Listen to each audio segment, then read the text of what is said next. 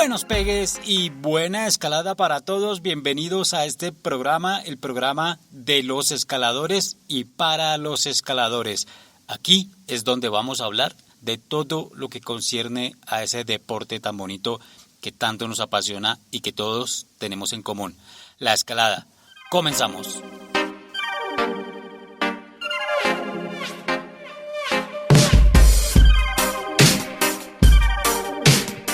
En el Crux hablaremos de todo lo que concierne a la escalada. Hablaremos de los parques, de los rocódromos, de entrenamiento.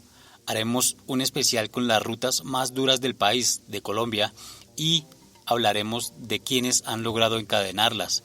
Hablaremos de la terminología que nos rodea, por ejemplo, qué es eso de encadenar o qué es eso del Crux, por ejemplo, de equipamiento, de los mitos y verdades que rodean ese tema tan delicado, de los diferentes estilos y modalidades de escalada que vienen surgiendo y que tienen tanto adeptos como opositores, de escalada libre, el solo integral, el boulder, el psychoblock, etcétera, etcétera, etcétera.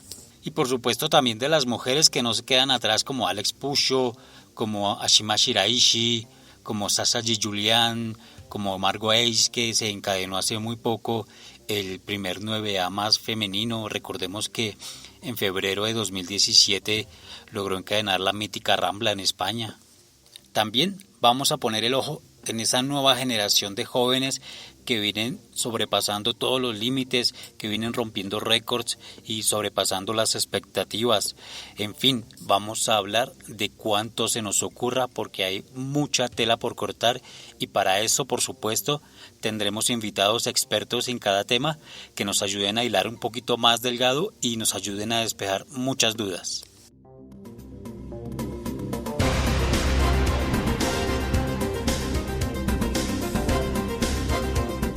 Y por supuesto, ni más faltaba, los canales de retroalimentación estarán disponibles. Ustedes, los oyentes, que son lo más importante de este proyecto, pueden dejar sus mensajes y sus comentarios en la plataforma donde nos estén escuchando, bien sea Deezer, Spotify, SoundCloud, Spreaker, etc.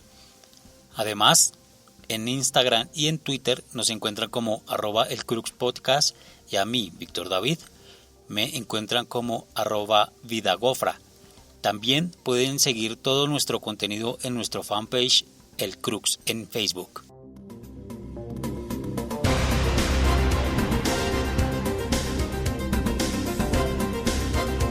Pero para empezar y hacer las cosas al derecho, hoy, en este primer episodio, empezaremos con algo de historia. Más bien haremos una pequeña lista de personajes y de sucesos que cimentaron el camino hasta aquí de este deporte que cada día crece más y gana más aceptación entre la gente. Vamos a ver cómo fue que llegamos hasta aquí literalmente trepando piedras. ¿A quién fue que se le ocurrió semejante cosa? ¿Quiénes nos antecedieron y se atrevieron a escalar lo que para muchos hace muchos años parecía simplemente imposible?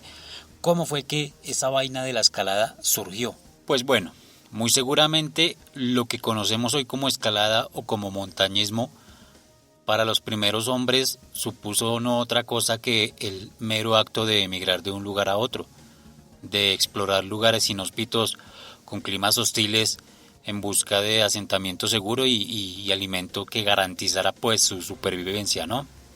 En fin, seguramente en esos ires y venires no faltó quien explorara las montañas, pero en últimas con ese único instinto, el de la supervivencia. Pero este instinto de supervivencia miles de años después al parecer pasó a un segundo plano. Aquí vamos a dar un gran salto para no quedarnos en la prehistoria, porque no tenemos forma de saber a ciencia cierta qué ocurrió en cuanto a escalada con los primeros Homo sapiens, con los cromañones o los neandertals.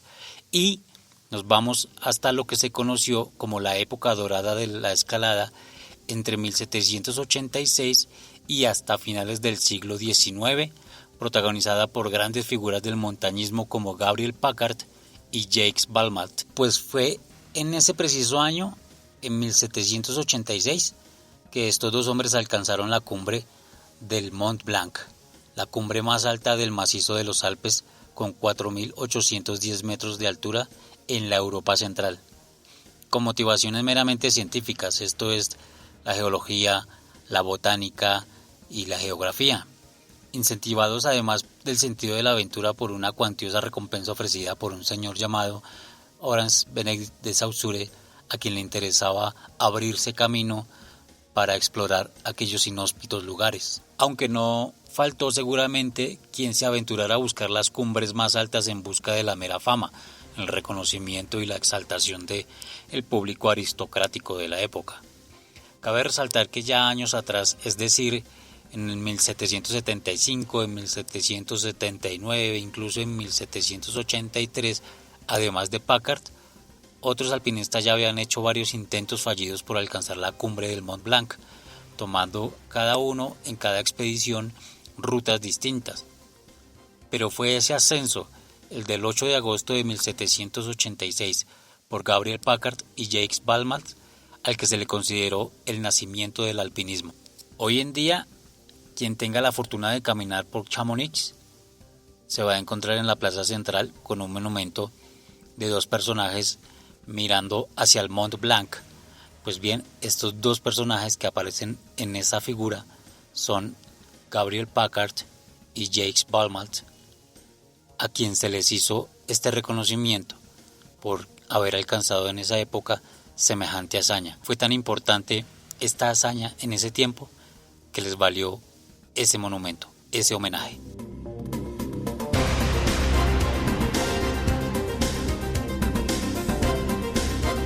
La época dorada del alpinismo llegó a su fin en 1865 con el ascenso al Cervino, una de las cumbres más altas de los Alpes con 4.478 metros de altura, localizada entre la frontera entre Suiza e Italia. La hazaña fue realizada por Edward Whymper el 14 de julio de ese mismo año. Pero la expedición terminó en tragedia, porque durante el descenso la cuerda se rompió y 4 escaladores cayeron al vacío y murieron. Se dice que la escalada como deporte como la conocemos hoy día nació entre 1878 y 1879 con el ascenso al Grand Dru y al Petit Dru o Pequeño Dru respectivamente. El Grand Dru y el Petit Dru son dos picos de una sola montaña llamada de Aiguille de Dru o Aguja del Dru traducida del francés, que se alzan sobre el macizo de los Alpes en el valle de Chamonix, en Francia. La cumbre del Grand Dru, con 3.754 metros de altura, fue alcanzada por Clinton Thomas Dent, un conocido cirujano en la Escuela de Medicina del Hospital de Saint George, quien lo logró el 12 de septiembre de 1878 con la ayuda de una técnica artificial y luego de más de una quincena de intentos fallidos. Pero además de este icónico ascenso, Thomas Dent ostenta otros igualmente importantes como el Lenzspitze, con 4.294 metros en los Alpes Peninos en agosto de 1870, o la cresta suroriental del Sinalrotern, con 4.221 metros, y también el Porgerngrat o Piso de Andolo con 3.654 metros sobre el valle de Sanssouci en 1871. El primer ascenso al Petit Dru, el más pequeño de los Dru, con 3.733 metros de altura, se realizó al año siguiente del ascenso al primer Dru, o sea, el 29 de agosto de 1879, y lo hizo Jan Sterl Stratton, quien antes de convertirse en guía de montaña fue pastor y luego carpintero. Esta hazaña la hizo junto a P. Payot y a F. Folignet. Los años que se sucedieron desde ahí y hasta finales del siglo XIX arrojaron nombres importantes en el alpinismo como Alfred Mummery y Burgnerger, quienes se consolidaron como grandes referentes en la escalada en roca, abriendo importantes vías como el Dru, el Grieupron, el Grand Chermou, algunas de ellas acotadas en grado sexto.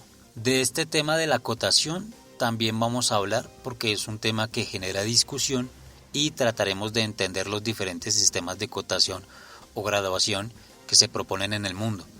América tiene uno diferente del de Europa e incluso en América Latina difieren los sistemas de un país a otro, pero de eso lo hablaremos en un siguiente episodio. Pero volviendo al tema, hacia el final del siglo XIX, al final de la época dorada de la escalada, un hombre se atreve a hacer lo que otros no, marcando así una especie de evolución en el estilo de la escalada y que se convertiría en lo que hoy conocemos como la escalada libre. Estamos hablando de Oskar Schuster. Oskar Schuster conquista el Elbstein alemán, lo que traduce algo así como las montañas de arenisca del Elba, a 3.181 metros sobre el nivel del mar, el 19 de agosto de 1896. Esta es una cadena montañosa que se extiende entre el estado de Sajona, en el sudoeste alemán, y la República Checa. Esta cadena montañosa no se caracteriza por tener precisamente las montañas más altas, hay que decirlo. Su pico más prolongado alcanza poco más de 700 metros, bastante menos en comparación con las impresionantes cumbres de que ya habíamos hablado antes. Habíamos hablado de 3.000 y de 4.000, pero este hombre se gana su puesto entre los escaladores más insignes, entre los padres de la escalada, porque se atrevió a escalar sin ayuda de ningún aparato, sin escalerillas, sin artificios en donde apoyarse para superar los pasos más difíciles, haciendo la progresión con nada más que su propio cuerpo. Además, el Elbstein es una de las cadenas montañosas más inestables de esa región, ya que, como su nombre lo dice en español, está compuesta en su mayoría por arenisca, lo que hace que en la zona se presenten regularmente desprendimientos de rocas. Entonces, eso le suma un plus bien importante a la hazaña de Oskar Schuster.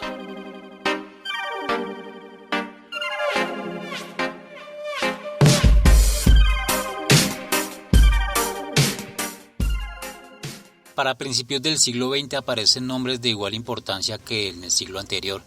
Hablamos de Tita Piaz o Angelo Di Bona, de Pedro Pidal o de Giorgio Pérez el Cainejo, de Hans Dolfar, entre muchos otros que tal vez se nos pasan en este recuento. En fin, toda una generación de montañistas que dedicaron su vida a explorar las montañas de las que tenían la fortuna de estar muy cerca, prácticamente eran como el patio de sus casas, y que cometieron la empresa de abrirse camino dejando espectaculares rutas acotadas en distintos grados, de las cuales hoy día muchos escaladores tienen la fortuna de repetir, obviamente con un poco menos de dificultad gracias al desarrollo y al avance de nuevos instrumentos, y algunas de estas rutas hoy día se pueden escalar de manera artificial porque están equipadas con escalones. Entonces esa fue como la gran herencia de estos grandes personajes de la historia del siglo XX en la escalada.